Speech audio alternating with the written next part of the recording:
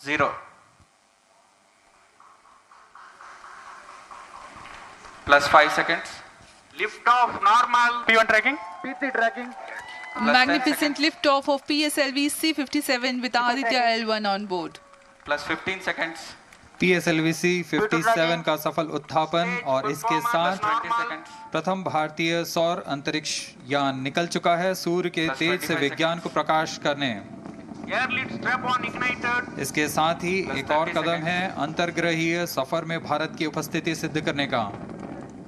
आप देख रहे हैं PSLV C-57 प्रथम चरण पूरी तरह सामान्य। The rocket flying forth, following nominal trajectory and developing nominal thrust. The bright fumes against a clear midday sky. Condition main up. A rocket launch is more than just a sight to behold. The roaring sound and the vibrations that we can feel here.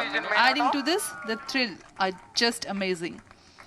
Ground lit and air lit strap-ons operating together with the first stage S-139. Ground lead strap-on separated. जैसा कि निर्धारित है ground lead strap on को separate कर दिया गया है Performance normal.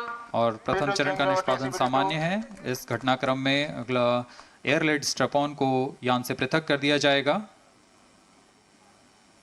Air lead strap-on separated. जी हाँ, इसकी भी पुष्टि हो गई है। स्ट्रैप ऑन को सफलतापूर्वक पृथक कर दिया गया है।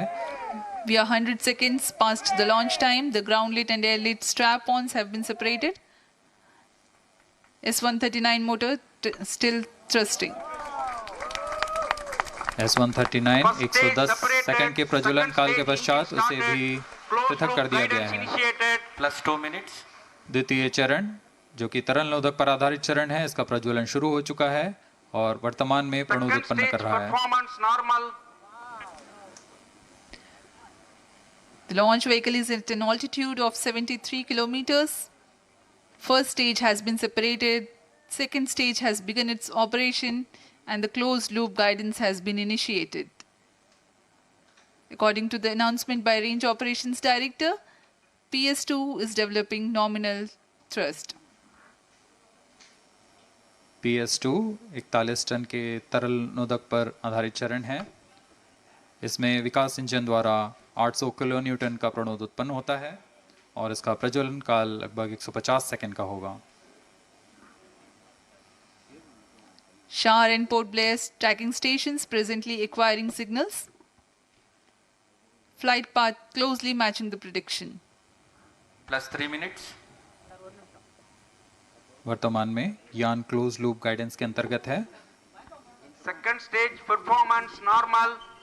यान की ऊंचाई 106 किलोमीटर तथा सापेक्ष गति 3 किलोमीटर प्रति second. The velocity addition in PS2 regime is going to be from 2 kilometers per second to 4.9 kilometers per second. Payload fairing separated. The payload fairing covering the Aditya L1 spacecraft has been separated. The current altitude of the launch vehicle is 118 kilometers. Relative velocity exceeding 3.8 kilometers per second. जी हाँ, यान अब घने वातावरण से बाहर जा चुका है, इसलिए ऊष्मा कवच की और बड़ी खबर आपको बता दें, इसरो ने अपना पहला सोलर मिशन लॉन्च कर दिया है। इसरो ने आदित्य L1 मिशन लॉन्च कर दिया। आपने बराह रास्त तस्वीरें देखी। श्रीहरिकोटा स्पेस स्टेशन से तारीख रकम हिंदुस्तान ने कर दी है। 50 दिन में हिंदुस्तान का ये दूसरा स्पेस मिशन है। इसरो ने आदित्य L1 मिशन की कामयाब लॉन्चिंग कर दी है। इसरो ने लॉन्च कर दिया है अपना सोलर मिशन।